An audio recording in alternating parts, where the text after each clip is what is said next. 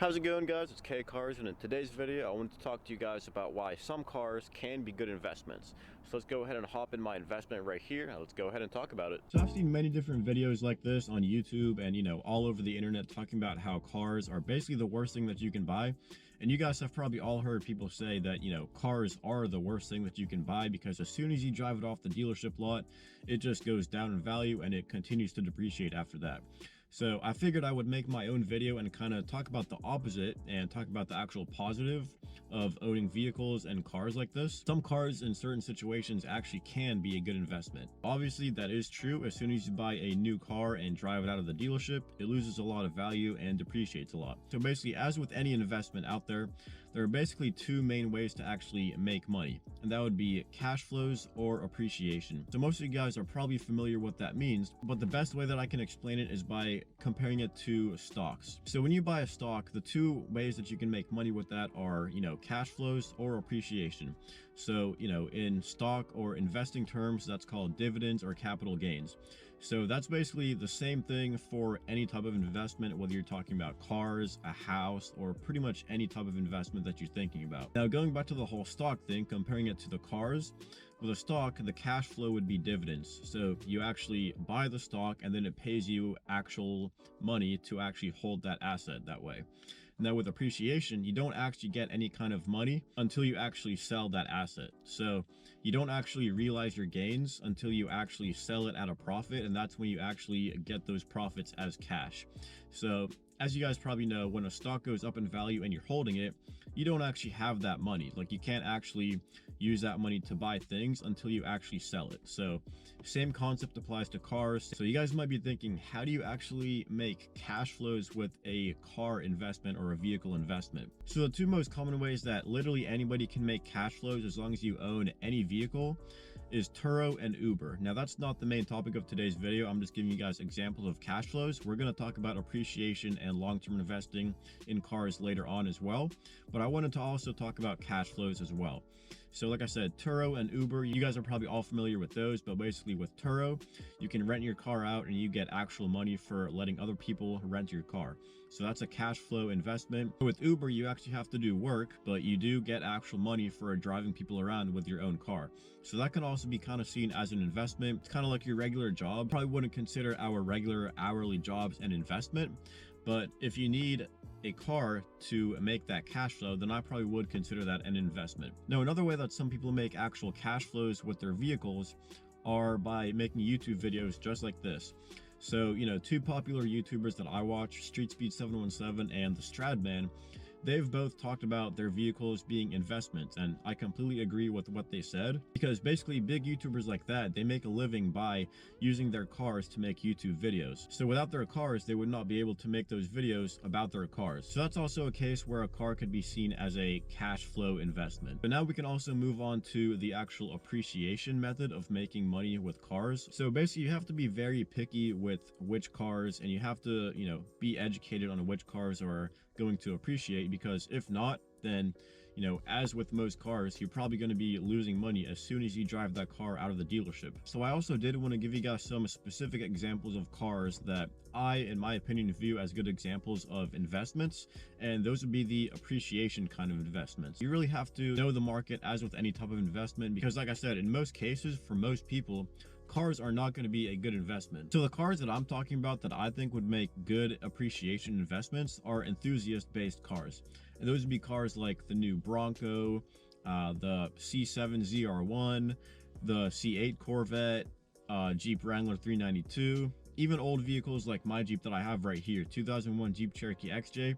I would consider this an enthusiast-based Jeep or enthusiast-level vehicle.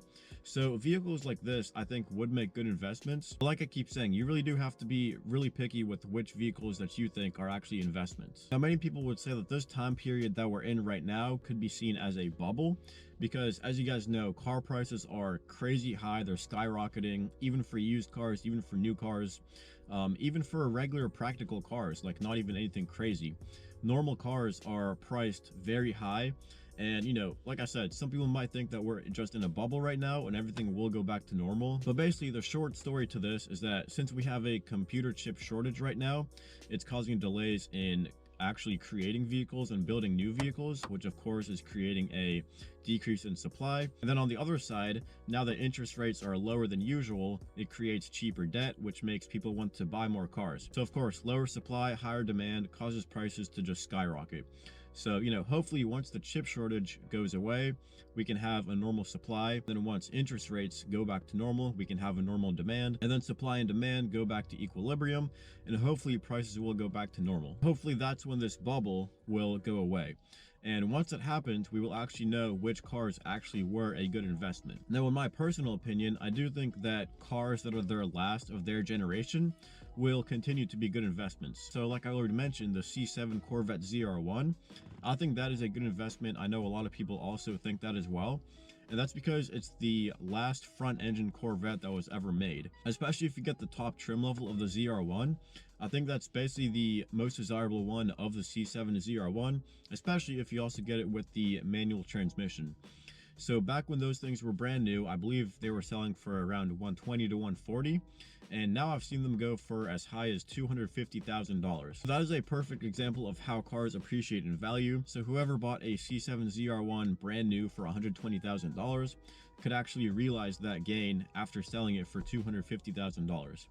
So that's a perfect example of a car that would appreciate in value. Now, some other vehicles that I think could be seen as good investments are any Mopars with a V8. And that's because Dodge recently announced that they will be discontinuing the Hemi V8 after the year 2023. So that would include the Jeep Wrangler 392, Dodge Challenger Scat Packs, Hellcats, especially Demons, Red Eyes. All those Mopars with V8s, I think those will be going up in value, especially for the more desirable ones. By that, I mean maybe the Challenger Superstock, the new one that's, the top tier of the horsepower range for the Hellcats. I also think the Jeep Wrangler 392 will be good because, as you guys probably know, Jeeps are pretty common for holding their value. So I think especially one that's a Rubicon JL 392, I think that's going to be very good. Having a V8 in a brand new Jeep, I think that's huge. I think a lot of people did want that. So I do think that's going to be another good investment vehicle. And of course, this video is not investing advice. I'm just giving you guys my opinions on the subject. So going back to the C8 Corvette, you guys probably all are familiar with that vehicle. So those sold for around $60,000 MSRP. And I actually looked yesterday on cars.com. The highest one that I saw for a C8 Stingray was $180,000 used.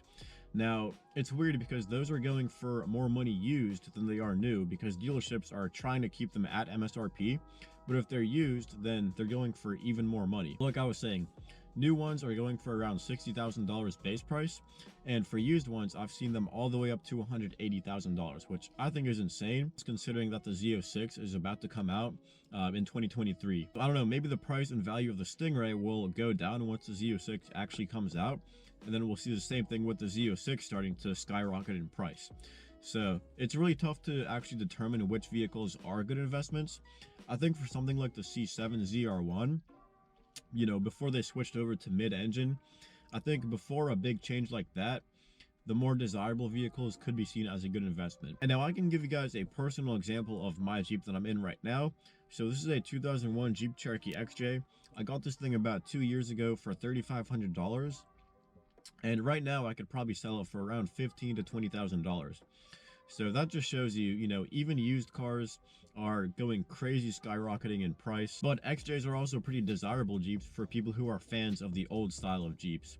So I do think that, XJs, TJs, YJs, all those old Jeeps, I do think that if they are in good condition, they could be good investments as well. But also when it comes to older vehicles like my Jeep, I don't think that they would make as good cash flowing investments as they would with appreciating investments. And that's because if you're trying to use an old vehicle as a cash flowing investment, renting it out on Turo or using it for Uber, it's going to need more repairs than a new vehicle. Of course, those repairs are going to eat into your profits and it might not even give you positive cash flow at the end of it. And of course, we also do have to consider vehicles that probably will not be affected by this bubble that we're in right now. And examples of those would be like the Ferrari F40, Porsche Carrera GT, and other rare vehicles like that were supercars and still are supercars to this day, and vehicles that are so rare and just insanely expensive right now. So I think vehicles like that probably will not be affected by this bubble that we are in right now, simply just because I think they do hold that amount of value and they're so rare and that desirable. Those types of vehicles were seen as good investments even before this bubble began, and I do think that those types of vehicles will continue to be good investments for appreciation even after we get through this period of this bubble that we're in right now. And a lot of vehicles like that are seen as collector vehicles these days, and a lot of collectors just hold those vehicles for appreciation. So just to summarize here, I do think that some vehicles could be good investments, but for most people and for most vehicles, they probably are not going to be a good investment. So once again, I just wanted to give you guys my opinion on this subject because I have seen a whole bunch of videos saying that cars are pretty much the worst thing that you can buy. So I wanted to give you guys some ideas of, how cars can actually be seen as a good investment. So if I missed anything in this video, make sure to drop that down in the comment section below. If you guys have any questions, also drop those down in the comments below. And if you guys have any video suggestions for videos you would like to see in the future, make sure to drop those down in the comment section below. And if you guys liked this video or found it entertaining, make sure to like, comment, and subscribe.